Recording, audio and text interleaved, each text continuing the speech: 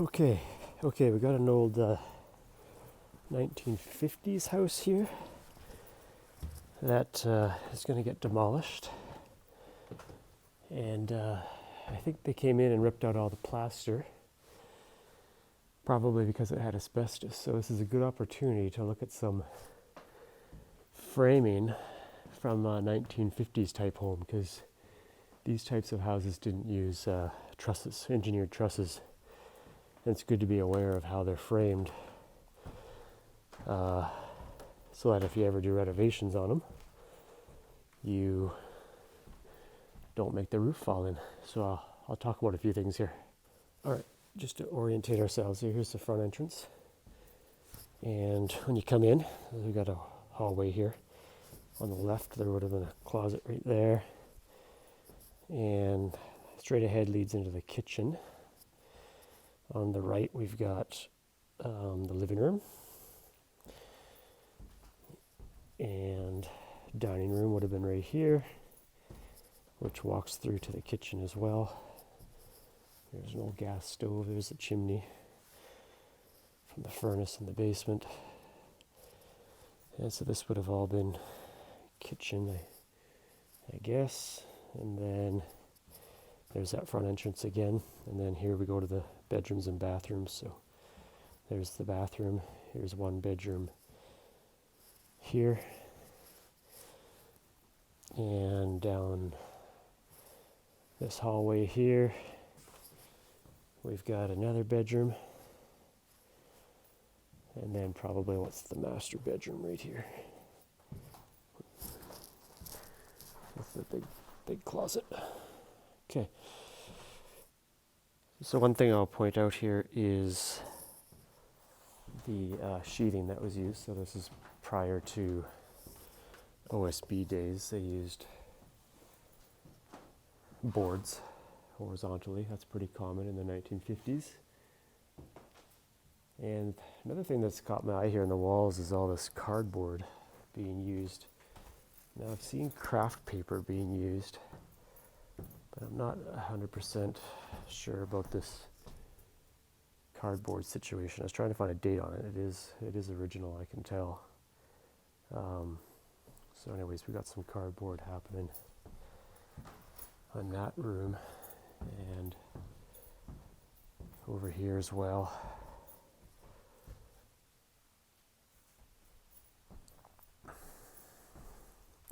It looks like they were just using whatever cardboard they could find. But I'm guessing this was just used to hold the insulation in place.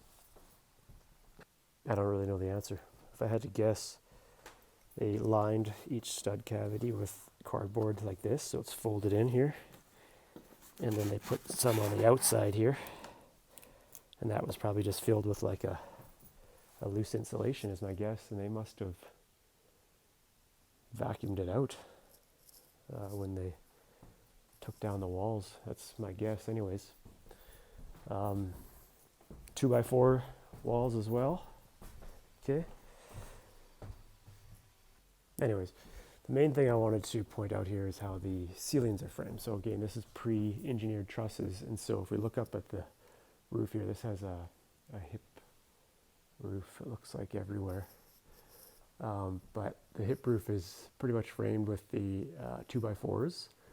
And at the valleys there, you got 2x6s. And then they just used probably looks like a 1x6 or something board for the sheathing. And so what you'll notice is some of these 2x4s are propped up with these supports right here that come down onto walls. Okay, so there's one there. There's a couple there. And that's to prevent sagging of those 2x4s on the roof. So you have loads from the roof that are coming onto those 2x4s and then getting transferred down to walls. Kind of all over the place. It's pretty random. They'll just find like long span 2x4s and in the middle drop a support in there. There's another one there. Let's see if I can find any other ones. Okay, so that's one thing to be aware of when you get into these renovations. Another thing to be aware of is when you get to the ridge points, there's often a support right there. I would say there usually is, like that one there. However, I'm looking around and noticing that not all of them have that. This ridge point over here does not have that support. That side there has got the chimney. That's probably why they didn't do it there. And just gotta watch where I'm walking here. Let's see. That's the same one.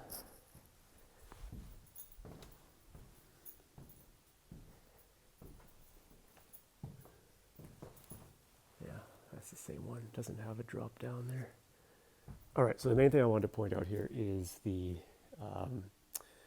because there's no engineered trusses, there's no like bottom cords on basically the roof that the ceiling is attached to, that the ceiling gypsum board's attached to. So what they did was ceiling joists.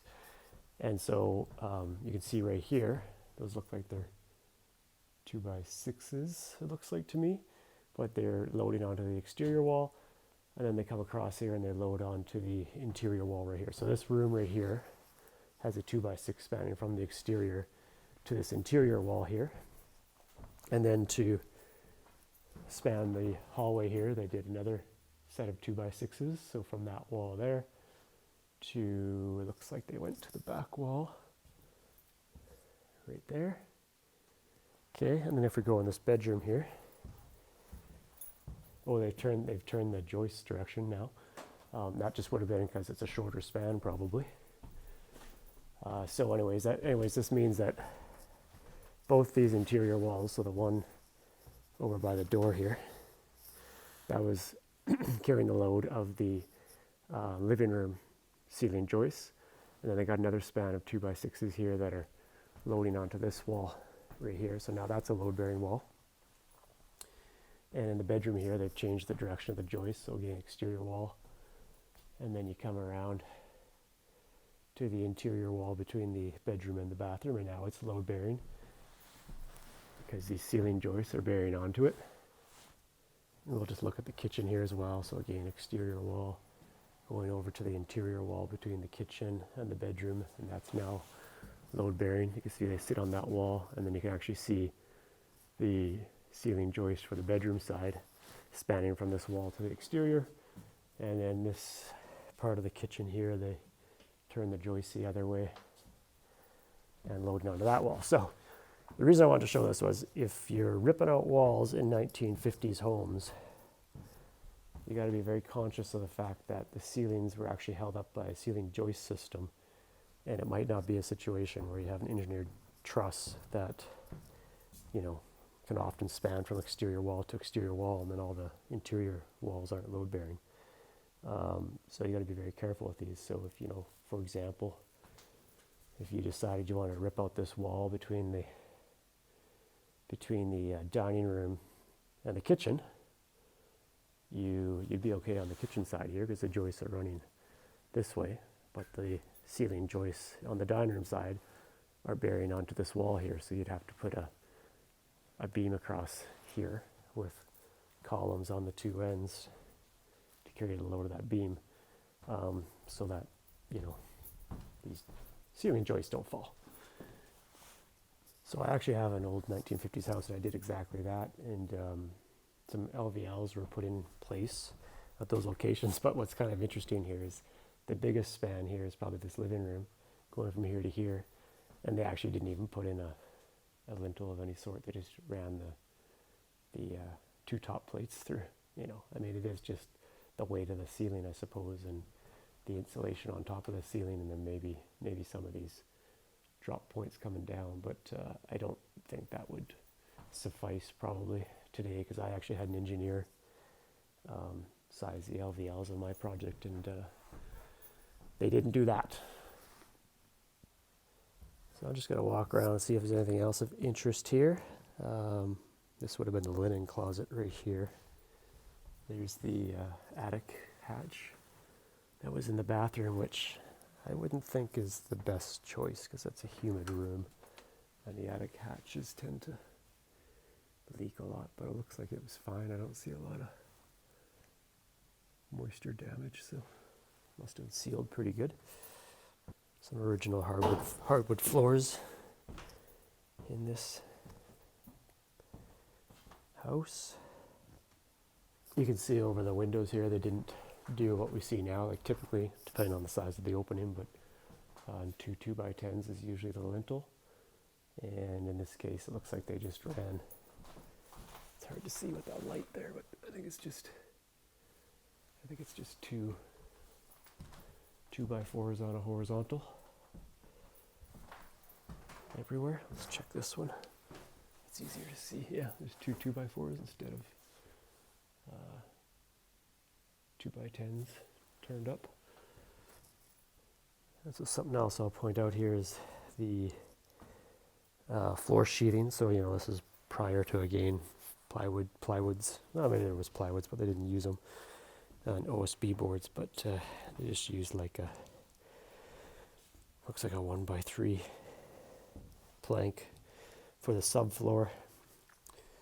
I'll go down to the basement and take a look, but I assume there's the same underneath the hardwood floor.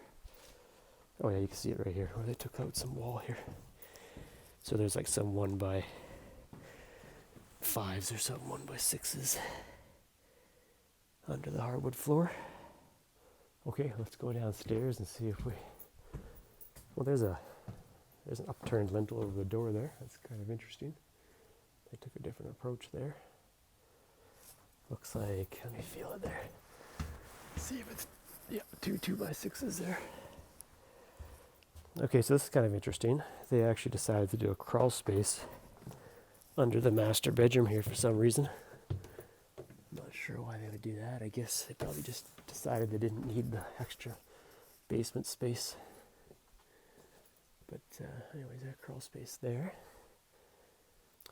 So in this case, I was coming down here to see how they laid the floor joists onto the foundation wall, but they actually built a little pony wall here. So they've raised the main floor up. They've only took the concrete to just above grade, and then built in, you know, whatever that is, a 2-foot high wall above,